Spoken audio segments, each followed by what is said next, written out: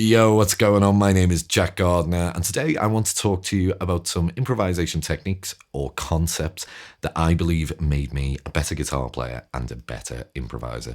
Now, this video is in celebration of the brand new release that I've just put up on my website. It's the Masterclass Improvisation Roadmap Part 3, and we finally completed the trilogy. I know I've had tons and tons of messages ever since Part 2 released just over 12 months ago. When are you going to complete the trilogy? When are we going to get into these advanced concepts? Well, I can tell you, it's finally here. And in this masterclass, we are covering things like melodic minor, we're covering chromaticism, we're going even more in depth on the kind of melodic fragments, we're looking at how we can actually outline and nail chord changes, tons and tons of things. And as you know, with my masterclasses, I give you tons of example exercises. I give you tons of different licks that you can transcribe and steal certain bits of information from. I give you solos, backing tracks, all that kind of stuff. But most importantly, I give you video lessons whereby I explain in depth the whole concept and break it all down into kind of the simplest form. This is over 2 hours worth of video lessons just in Part 3. If you've never checked out Part 1 and 2, then I believe this is kind of the most comprehensive guide of how you can go from a beginner improviser right the way to an advanced level player. And it really is years worth of work. It's all the stuff I've worked on ever since I got into improvisation years ago back in the day. So if you would like to check that out, I'll leave the links down below in the description. Some of these concepts are covered way more in detail over there with lick examples and stuff. But today, I want to talk to you about these different techniques and concepts that I believe really changed my playing as a guitar player and an improviser. So without further ado, let's take a look at the first concept then. This first concept I want to talk about then is all about limitation exercises and limiting yourself as a guitar player. I truly believe that we can get the most musical information and we can make the biggest jumps as guitar players if we limit ourselves. Now, this can come in various different forms or formats. You could limit yourself to single string improvisation. You can limit yourself to various different string sets on the fretboard. You could limit yourself to one little area of the fretboard. You could limit yourself to one note per string on the fretboard. You could limit yourself to one triad shape or multiple triad shapes, but they have to be triads or scales, etc., etc. It goes on and on and on, and there are tons of examples of this within the Improvisation Roadmap series. But talking of limitation, I think this is where I want to give you the first example. I truly believe that if you cannot improvise just with a pentatonic scale, then I don't think you're going to have a good time improvising with a full 7-note scale or beyond. I think 5 notes, if you can't do it with that, then good luck doing it with 7 or more. Pentatonics for me as a guitar player are where all of the kind of most musical or guitaristic phrasing comes from, and I truly believe that we have to use that to our advantage. One thing I would say is that if you can't musically phrase within box 1 of a pentatonic, then I don't think you're going to be able to phrase all over the fretboard. This ties into the limitation exercises and things like that, but essentially you should have a very strong pentatonic or blues scale, that's just one extra note, based vocabulary if you want to be a good improviser. It doesn't matter how crazy the chords become or changes become. I think going back to pentatonics can help you sound incredibly melodic. And this is one thing that we fundamentally should have nailed as a guitar player if we want to be a good improviser. What I want to do is show you just how cool a pentatonic can sound. Remember, it's not just for boomers. I've heard certain younger players say that in the past. There is tons we can do. And of course, you should be looking at a pentatonic as not just a scale shape. It should be that you are able to identify the intervallic functions of what makes a pentatonic sound good over the chord that you are playing or the chord changes that you are playing. What do those notes actually do in terms of the relation between the chord and the note which you play from within the scale? This is mega, mega important stuff. You should be able to hear it too. Anyway, without further ado, let me give an example of how I could use just a pentatonic scale over this really cool backing track.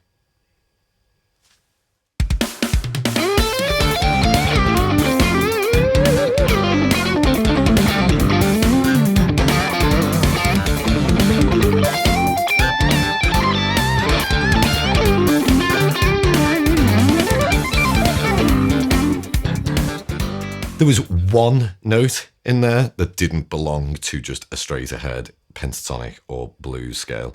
I'll give you a clue. It was in the tap and lick. See if you can work out which one that was.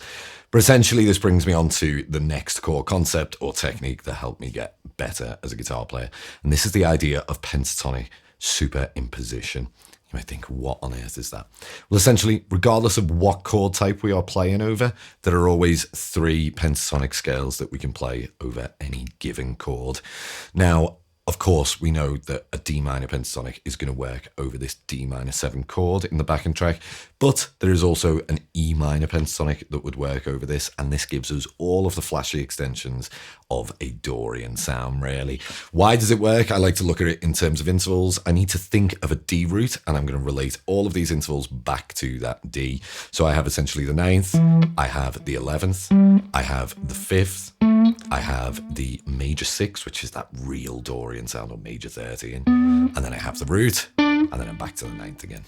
So I'm getting what is essentially like a D minor 13 chord when I play this. What that means is all of that vocabulary that I've used with just my D minor pentatonic can transfer. And I'm a huge believer in the idea that whatever vocab we've already learned, we should try and apply it in many other different concepts. It essentially is multiplying our vocabulary. So I want to give you a quick example now of how I would use, say, this E minor pentatonic in combination with the D minor over that backing track. If you'd like to go into more detail on how this works and look at some of the other pentatonics that work, then definitely check out the Improvisation Roadmap Part 2. We go all over this. Let's check it out anyway.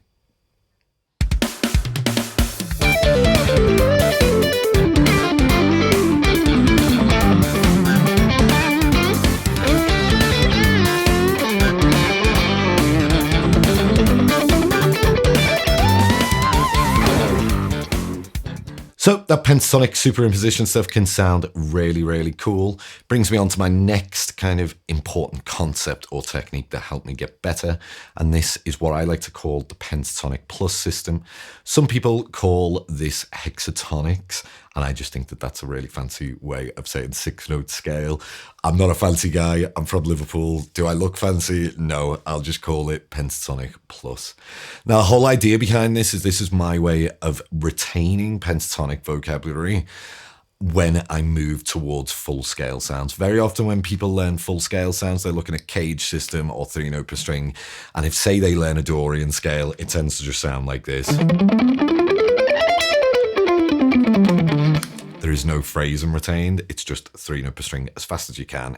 It sounds very much like exercises and pre-planned sequences and licks. The whole idea with the pentatonic plus system is honing in one note at a time from these full scale sounds and being able to see, can you hear what these extra notes with a pentatonic sound like, and can you visualize where they are, and hopefully retain some of that pentatonic vocabulary you've already developed, all of that really cool guitaristic bass stuff. I cover this massively in depth in the Improv Roadmap Part 1, and it's something that I still use regardless of how complex scale sounds become, or advanced, shall we say. This is a method which I always use in order to retain some of my musicality. So if you would like to go more in depth in that, definitely check out Improvisation Roadmap Part 1. Without further ado, let me give you an example of how I could use one of these kind of 6-note scales, the pentatonic plus, to kind of achieve a Dorian sound. This is arguably a limitation exercise within itself. The one I'm going to pick is going to be a minor pentatonic plus that major 9th, and we can hear just how cool that starts to sound. Let's check it out.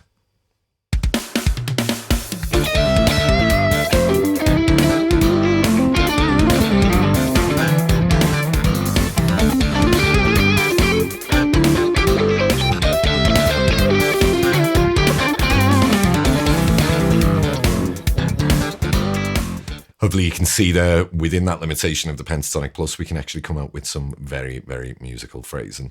But brings me on to the next concept or technique that vastly improved my guitar playing as an improviser. And this is the subject of modes. Now, modes are surrounded by mysticism, and there is a lot of confusion out there. I see tons of videos on YouTube of people trying to teach this kind of stuff, and quite frankly, if you follow what they are saying, you're going to end up completely stuck and not really understanding what the modes are. Now, they are not some kind of champion of improvisation. You know, it's not going to completely change your guitar playing forever, although maybe actually it is. Now that I'm thinking out loud, it did, at least for me. But understanding what a mode actually is and how to actually construct them, the intervallic functions that go on within each mode, is the most important thing. Learning modes is not learning a C major scale and then you have all 7 modes under your fingers. It's not playing C major over a D minor 7 chord. It's 100% not that. There's more layers to it. You have to understand how to visualize it, but also you have to understand the sound of each and every mode. I've seen sometimes even the opposite. I've seen some advanced players say, I never ever used modes. I never ever used them. And then I listen to their playing and it's exactly what they're doing. Maybe they don't think like that, but when you break it down and analyze it, when they're playing over a D minor 7 chord, they are definitely playing like D Dorian ideas. But anyway, my kind of way of doing this is to avoid 3-note per strings or kind of shapes. I want to be able to understand the intervals within each mode and how I can use them. And I go all over this in the improvisation roadmap part 1, right the way through to part 3, when we look at more advanced concepts. But essentially being able to understand that when I see a D minor 7 chord, if I have a long period of time on that chord, you know, maybe I approach it slightly different when there's fast chord changes, where I'm looking more at chord tones and stuff like that. But if I have this long period of time over a D minor 7, then I am going to be thinking Dorian as kind of my first go-to scale sound or mode. Let's check out what the Dorian scale sounds like over this backing track.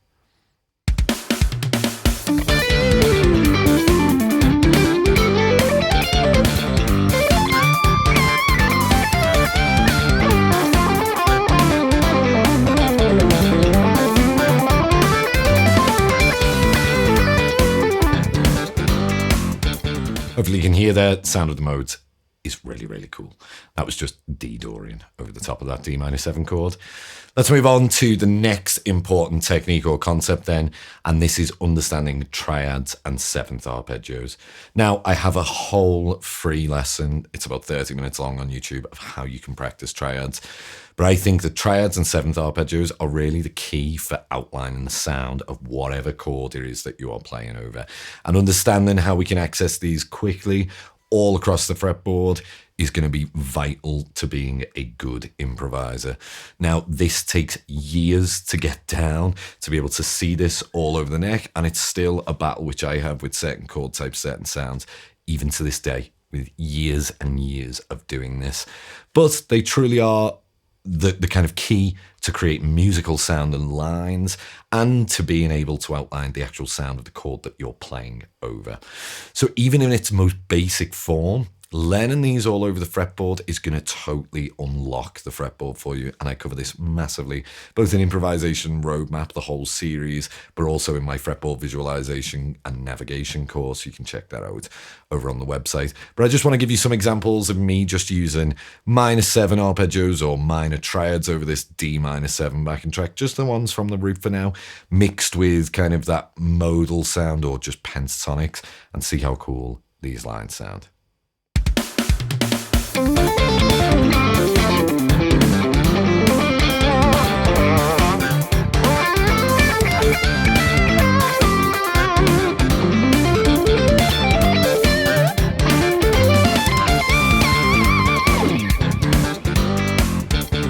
Hopefully you can hear there just how cool arpeggios can sound if they're constructed correctly in musical lines.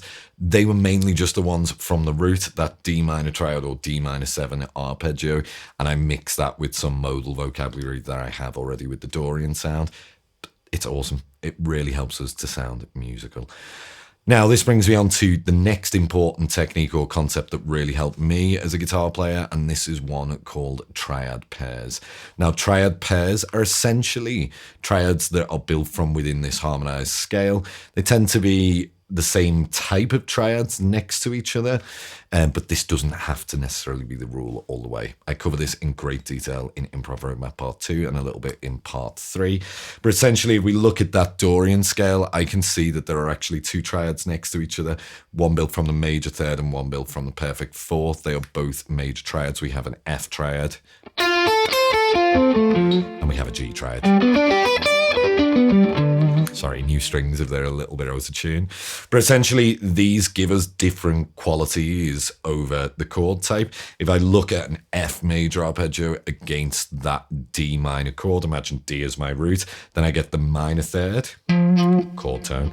I get the fifth, another chord tone, and then I get the seventh, flat seven. That is another chord tone. That's spelling out a D minor 7 chord.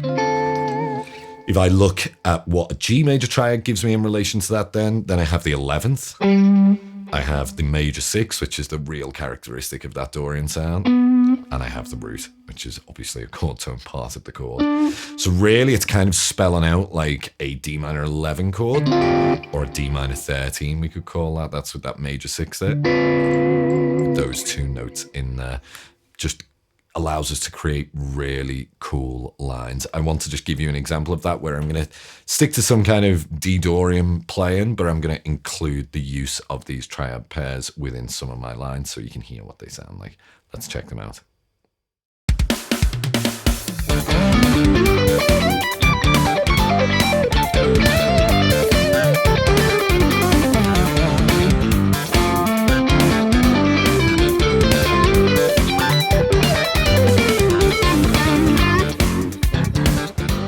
Hopefully you can hear there, these triad pairs really help to outline some of the extensions within the chords, and we can come up with some really cool sounding lines. Frank Gambale, one of my favorite players ever, uses tons of these ideas within his sweep picking technique, and I've just kind of borrowed and tried to mold them into my own sound, really. But this brings me on to the next really important concept then, and that is the idea that we can use any of the arpeggios, 7th arpeggios too, from within the harmonized scale. By that, I mean that any arpeggios that fall on any degree will give us different kind of sounds over the chord that we are playing. So, for example, here we are playing over a D minor 7. I could pick another arpeggio from within there, like say an F major 7 built from this third here. And this has given us some really interesting flavors. It's outlining kind of a D minor 9 sound. Why? We've got the minor third of D. We have the 5th of D, so both chord tones. We have the flat 7 of D, which is also a chord tone. And then we have the 9th, which is that lovely extension. Probably my favorite one, if I'm totally honest. So that's going to make all of our lines sound like a D minor 9 chord. Or at least that's what we're implying there. I just want to give you an example where I'll use tons of different arpeggios from within the harmonized scale. But if you would like to check out more about how this works and how you can actually apply this in a more musical way rather than just sound like you're running up and down arpeggios, then check out Improvisation Roadmap Parts 2 and 3. They go over this in great detail. Without further ado, let's check out this sound.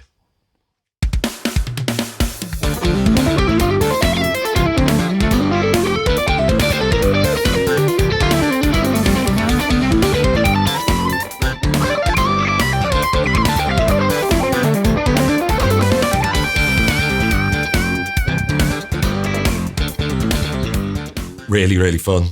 The possibilities become almost endless. This is a concept which probably forms the vast majority of my playing. If I'm totally honest, I am definitely an arpeggios guy. But anyway, moving on to the next concept, and I kind of alluded to it in one of the lines that I gave as an example there, and this is chromaticism, and this forms a massive part of my playing in particular.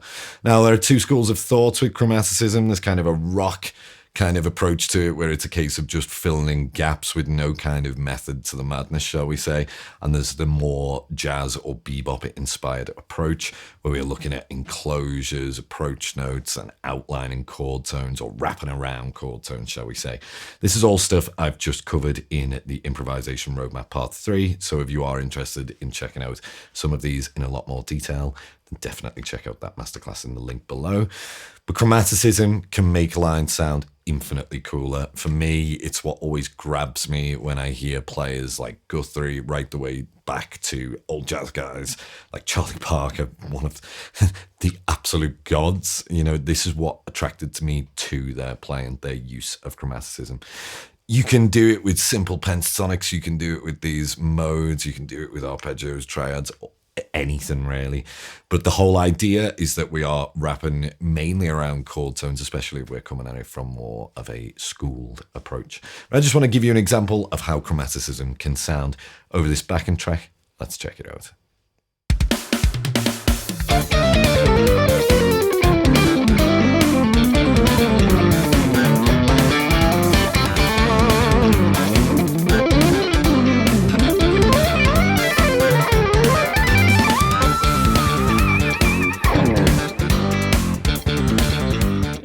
Tons and tons of fun, years and years of work.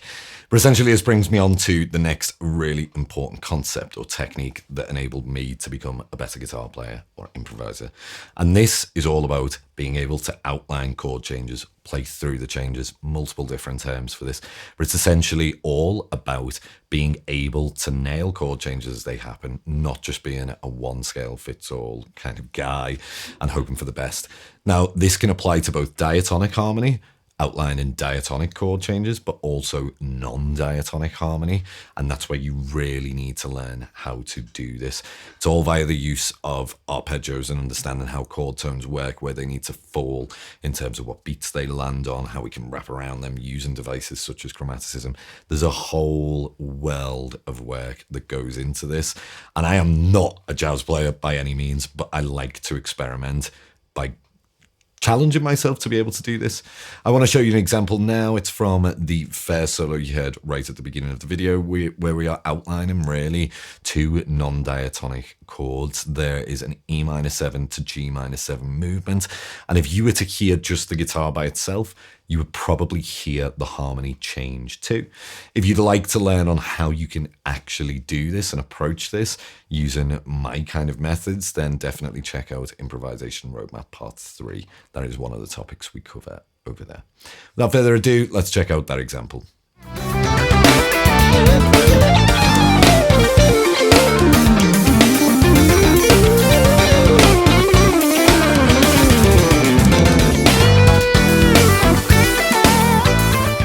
Really fun stuff. But the next concept I want to talk about is a huge one, and it can mean many different things.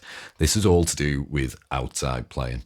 Now, outside playing to me is just anything that is not part of what we expect to be played over the chord sound. It could literally mean that you are playing E flat minor 7 all over a D-7 chord. But there are methods to the madness, so to speak. So you can look at things like altered scales, in other words, the Superimposition mode over 5 chords, being able to imply these kind of altered extensions. You could look at diminished scale, how we can use arpeggios from within that scale to create the sound of diminished. You could look at even more simple concepts like sidestepping, or I've seen some people refer to it as like pentatonic shifting. There is so much that goes into outside playing that it's a really hard topic to kind of get into as a student. But that is one of the topics that we look at in the Improvisation Roadmap Part 3. I want to give you an example where I'm playing over that track at the beginning there. I'm trying to imply some outside sounds over the 5-1 chord movement that goes on between a B7 and an E-7. But then I also try to imply some diminished sounds towards the end to really throw the listener off. They're expecting to hear like, you know, a straight minor thing, and all of a sudden we're in diminished territory via the use of arpeggios. Without further ado, let's check out this example.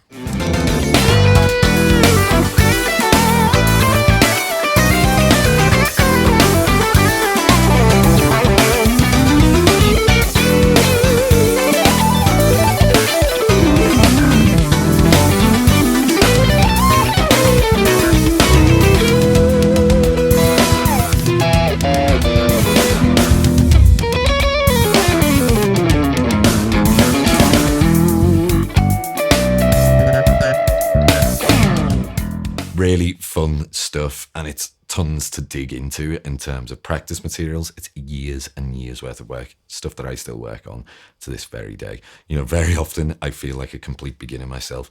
I think that saying is very true. The more you learn, the more you realize you don't understand anything at all. And that's true as our journey as guitar players and improvisers, at least for me. Maybe there's some guys out there like, I'm happy, I've got everything down that I need, and that's cool. But, you know, imposter syndrome is a really real thing for a lot of us guitar players. And it's quite humbling, but it always means that we've got more to study. I hope you've enjoyed all of those concepts and ideas, and they are definitely some of the things that helped me improve as a guitar player. I could go on and on about different concepts, things like melodic fragments, you know, things like melodic minor scales, all of these crazy things, but that would be a whole other video in itself. Anyway, I hope you've enjoyed these. If you do want to check out my new improvisation masterclass, then check out the links down below. My name is Jack Gardiner. Until next time, cheers.